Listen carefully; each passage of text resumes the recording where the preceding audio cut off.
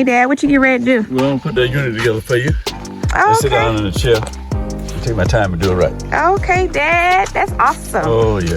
Today's the day Dad is put my raised beds together. Do it the right way. Do it the right way. Open the shed, probably get started. Okay, Dad. Okay. I'm so glad my dad is going to put my raised beds together, y'all. It be the simple things that make me happy. I love this. Let me show you what Dad's over here doing now. What you doing, Dad? Getting everything in order. The screws one way.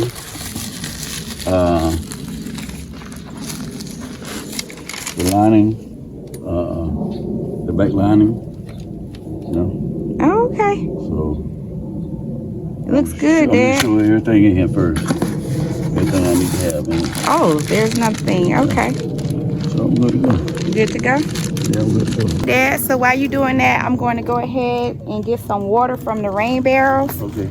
So I can take care of our flowers. It's springtime, but it feels like summertime. Oh yeah. Yeah, so some of our stuff is starting to kind of droop a little bit and needs some water. While Dad is working on that, I'm going to go ahead and water our plants real quick with the rain barrels that's way over there.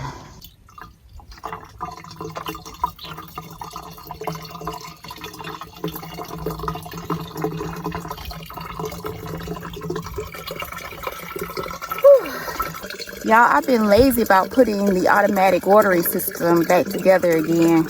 Kind of shameful. Just got a lot on my plate, so been kind of lazy about it. But this is what we do.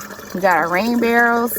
All of them are full because it was raining for like a lot of days this year. So they're all full. So that's a good thing. But something I want to talk to you guys about. I know I posted that last video about the dream that I had, but I want to make sure that no one labels me as a prophet. Like, seriously, I'm just a farmer that wants to feed people. That's all. That's all I've been trying to do. Let me cut this off because I know this is loud.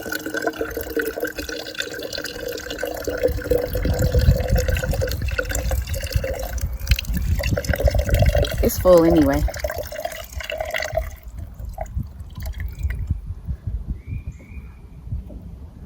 Whew. Have you ever had like kind of like a thought process that is like always plaguing you? Like it won't let you rest until you like finally do it. So that happens to me quite often. Like it's this like a reoccurring thought that keeps coming and it like plagues me until I actually like put it into action. That happens to me a lot, right?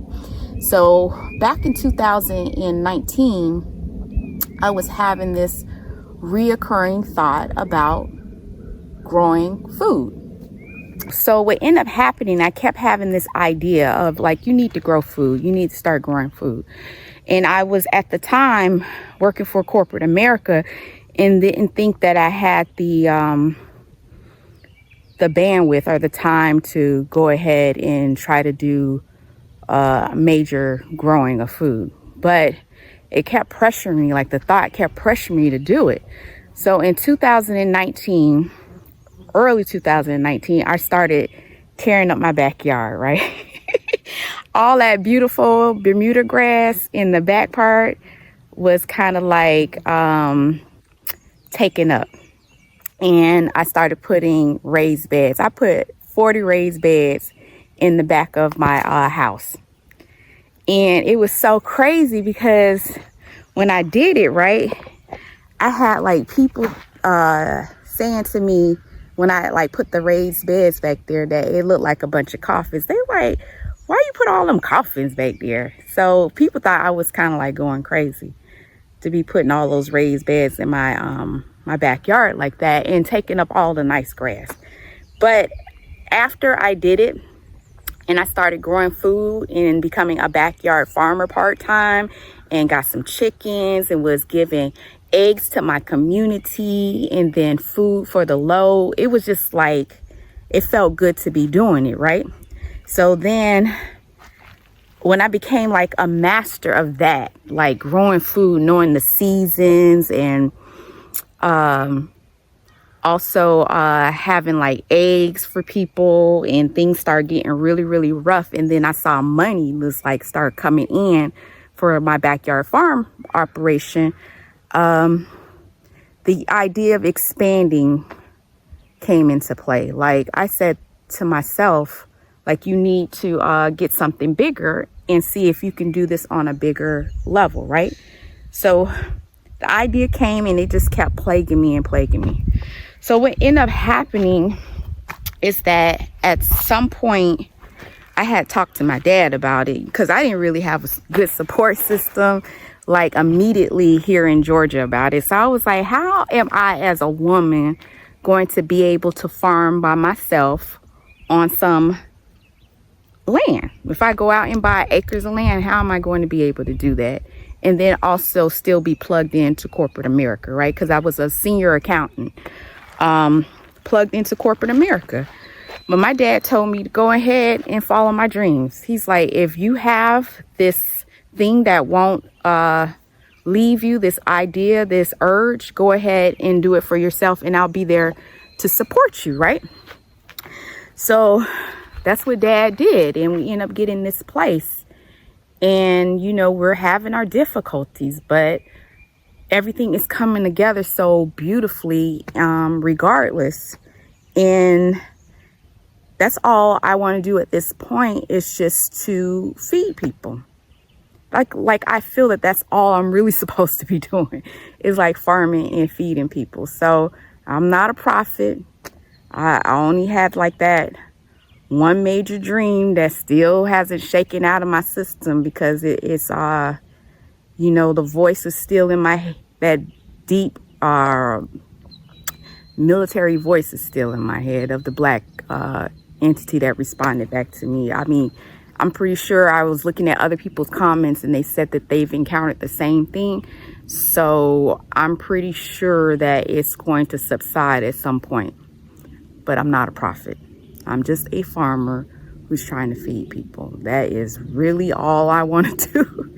That is my goal, and that's it. So I'm back in our 50 by 50 today, and I'm going to be watering it. I unfortunately have to hand water it. I got my my sprayer, and it's full, and it just takes one sprayer to do all of this.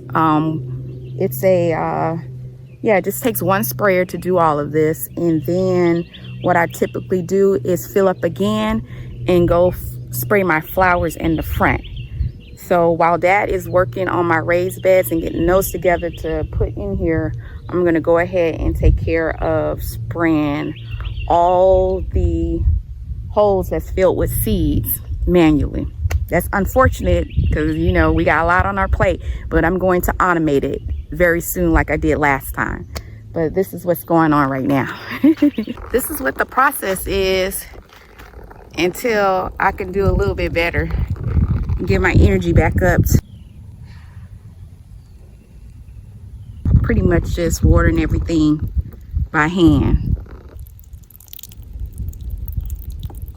So I am done manually watering everything. So I'm heading back to Dad, see what Dad has got going on, how far he's come along with the raised beds. I might have to get a couple of more of these just to make things easier for us. I'm really good at growing in raised beds, because that was the first thing I started doing as a farmer. Is just, I had 40 of them in my backyard, and it was very easy to maintain. Didn't have to deal with this Georgia red clay. So it was very, very easy to grow in raised beds. I grew everything and they always produce. So now I'm in a different environment, and some things work for me, some things don't. But we're still moving forward. Dad, how's it coming along? I got about 2 more minutes to do it. I'll be through with it. You'll be through? Okay, Dad, I'm coming to sit with you.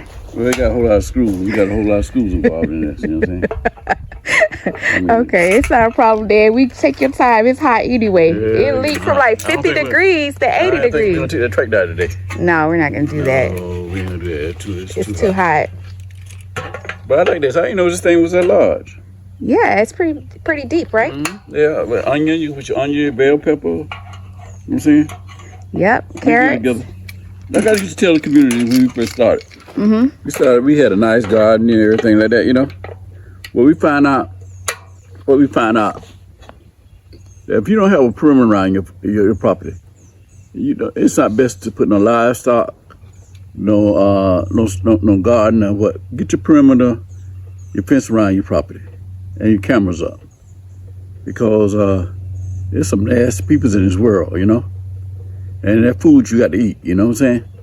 So be on the safe side. Do that. Well, I got it. It's gonna come real nice. I can't wait. And then we got to order some of those Spanish radish. Yeah, I still got a whole bunch of them, Dad. You still got a whole bunch of them back there? Matter of fact, I took some home with me then. Not they're not growing yet, but I have the seeds to plant them, Dad. Oh, you got the seeds to plant them? Oh, yeah. Okay. Yeah, so I'll work on that. We can put them in one of the beds for you, Dad. Yeah. Along with your purple onions that you want. Yeah. It's good for your digestive system. Okay, so I got this last one right here to do. What I'm doing, you know, 6 at a time. You know what I'm saying? So I'm doing two of these, the 2 of these I put together, then I put that together, that'll be 2. Okay. The only thing is the screws. The screws. Now, if I had Zion out here, Jamie out here, boy, they love something like this, putting screws together. I guess it was like when you came up. It's coming together, Dad. I'm getting ready to sit with you, okay? Okay, then. So, I'm going to sit with Dad for a minute because it's hot. It's like noon, and as I said before, the temperature jumped up from like in the 50s all the way to the 80s, y'all. Yeah, so, within an hour and a half. So what we're going to do is just like chill out in the shade for a second. But I want to finish up the topic that I was discussing earlier while I was out there watering our 50 by 50 growing space, right? I am not a prophet, okay? I am just a farmer who wants to feed people. And I think I said that like 3 or 4 different times, and I'm going to stick to that. And as I told you before, back in 2019, you know, and a lot of people that have been following me since the very beginning know that back in 2019 and on through 2021, I had like a backyard farm operation, and I had chickens, and I was giving eggs to my community, selling produce for the load to everyone. And I did that because I had this idea that kept pressuring me to start growing food, right? And so had 40 raised beds in the back, and then that was not enough, right? So I started attending classes and doing farm tours, got with the farmers that were out in Jonesboro, the Hebrew Israelites, and saw how they were doing things. Went to both black and white farms all across Georgia, right? And then I got brave enough to approach my dad about it. I was like, Dad, I'm going to sell my house and use the proceeds to buy land so that we could develop a farm, right?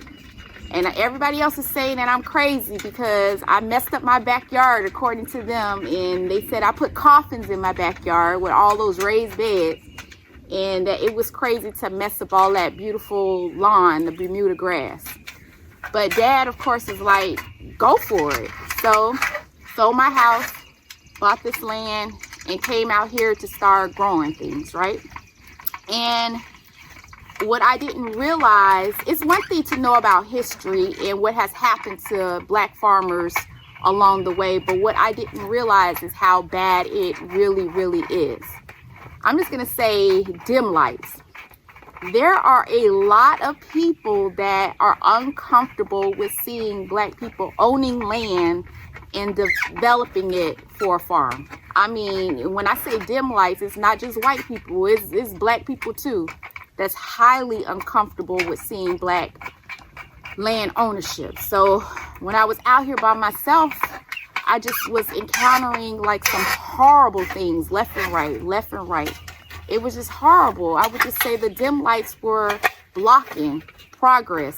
They see I'm trying to develop my land, and then people come by leaving notes in the mailbox talking about they want to buy your land from you. All this time when it wasn't being developed, nobody wanted it, right? But then when they see you clear it off and start working on it, they all of a sudden, all these people start descending on you, wanting to take from you, take what you're trying to accomplish. And I didn't know it was that bad.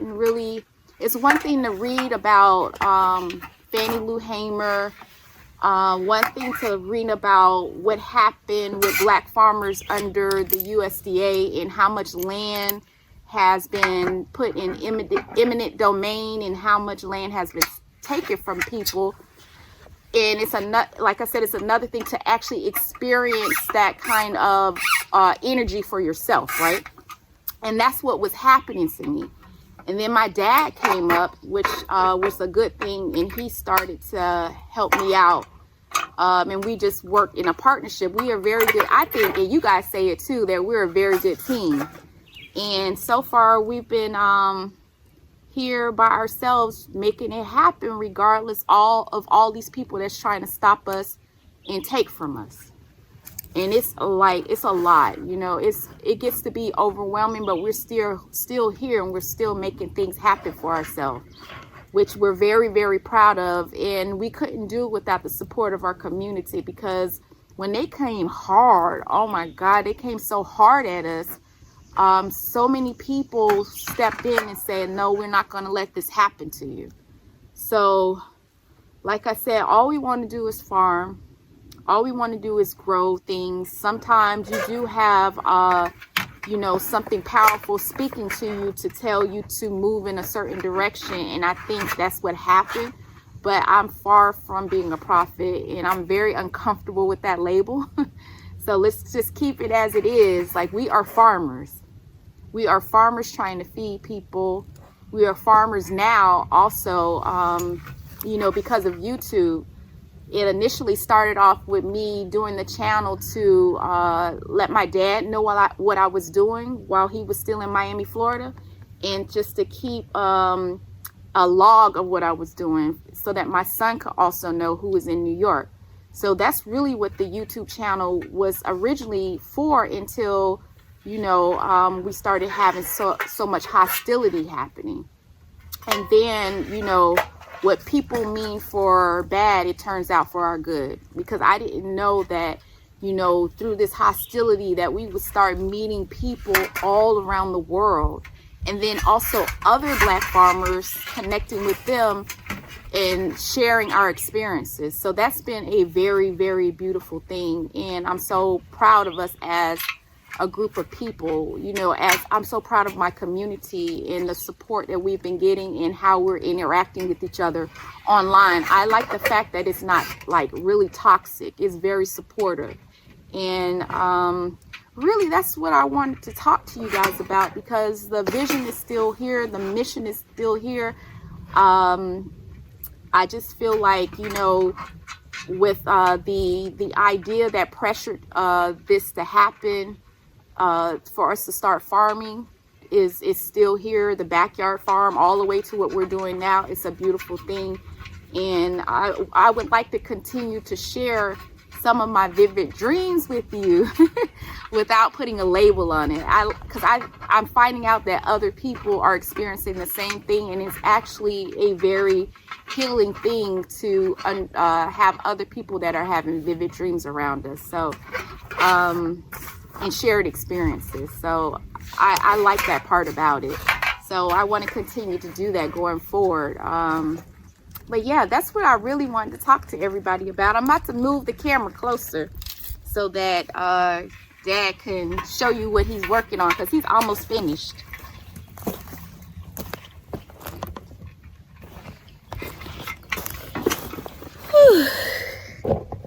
Dad. So what you think what I just explained to everybody, Dad? Well, you explain yourself. You know what I'm saying? You explain yourself. Dad's you know my biggest supporter. You know, I know when I came out of high school.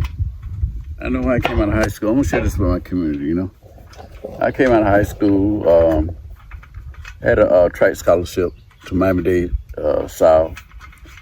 I went 2 years there, and I was working at the post office and going to school full time. And I noticed that the people that retired from the post office only live 3 to 4 years after they retire. And in my community, I noticed that the people that lived the longest was the landscaping people. Well, they lived to be 80, 90 years old, you know, because it was in pretty good shape, you know. And I had a chance to work for Little Bang Johnson construction company out there in Houston, Texas.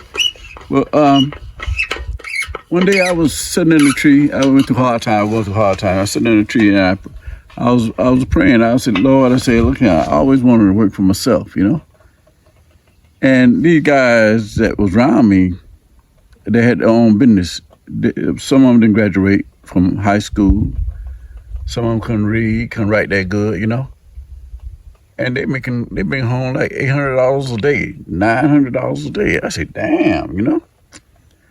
So I tried myself out. I got me 3 yards to see how fast I cut them 3 yards, right? And I did them 3 yards in about an hour and 15 minutes. And I had $150 in my pocket for an hour and 15 minutes. I said, hey, that light went off, you know? So I started my landscaping business for 35 years. It's something that I wanted to do. And I had to punch in and punch out. I ain't had no 9 to 5, you know? And I wouldn't change the decision that I like to work for myself. And I'm glad my daughter made her decision to work for herself and have her own farm. And I'm sitting back here. Every time I come back here, I can sit back here and just relax and see the beauty of it, you know? And listen to the birds. Every now and then, a deer might come by. Armadillos, they run crossing all the time, you know? And we see a rabbit from time to time. My daughter seen a snake, a couple snakes the other day, you know? Butterflies, all type of insects, you know? And, you know, it gets you away from that stress level of 9 to 5, you know? And also it enhance your creativity for yourself, creativity for your family, and then when you look back at your life, you say, you know what? I did what I wanted to do in my life, you know, and that's the best I can explain. You know what I'm saying? I wouldn't. You can't get me to go back to a 9 to 5 job no more. No. I can't do it. You know, I couldn't do it.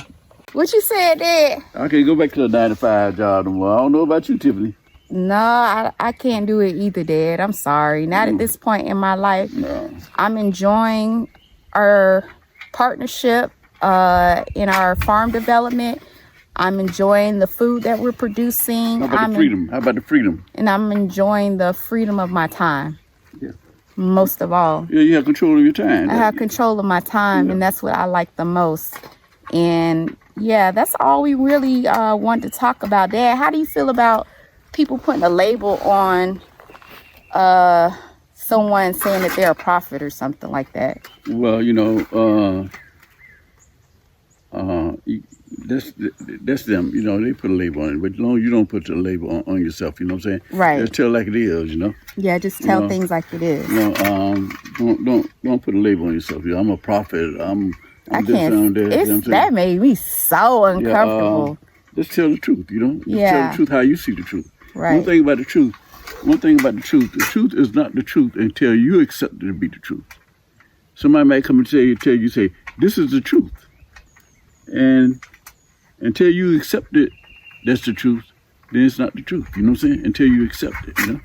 So you accept your life the way you want it to be, and that's the truth, you know? And you're enjoying yourself. You know what I'm saying? You don't have diabetes, you don't have high blood pressure, you know what I'm saying? Yesterday, man, you walked, you know, and You walk like a teenager. I had to keep up with you, you know. Everybody keep You know what putting these little young labels on me. Yeah, but you keep yourself in shape. Yeah. When you keep yourself in shape, that says a whole lot. I don't think that at the age of 73 going 74, if I didn't run track and had that landscaping business, I wouldn't be in the shape that, because I had got up to, one time I had got up to close to 285 and I was like 48 in the waist. That's how large I was, you know. And I went through Pewter Hill to get down to 241. It was 241, that's what it was. And when I had that between 241 and 285, I had pre-diabetic symptoms, you know what I'm saying? But when I lost all that weight, hey, everything came back to normal, you know? So you can't get me to get back to that weight no more, you know? Yeah, we eat so healthy now. Yeah, since I came to Georgia, I eat damn good. Because your daughter's in control of the food supply, Dad. I don't even play with Dad in that junk food area. Edie be back in the back, but they're a little Edie. You know, how old Edie now? Going on 2 years old? So she's about to be 2 years old. And just the other day, she said the word fried chicken together. She wanted some fried chicken. I was like, look at this little girl. But anyway, y'all, we're about to finish. I'm gonna help Dad get these raised beds together and try to put some more seeds out and just finalize our day. We're gonna try to put in about 2 or 3 more hours, but that's really what I wanted to talk to everyone about. Is I would like to continue to share things that's most important to us: farming, God, and of course family.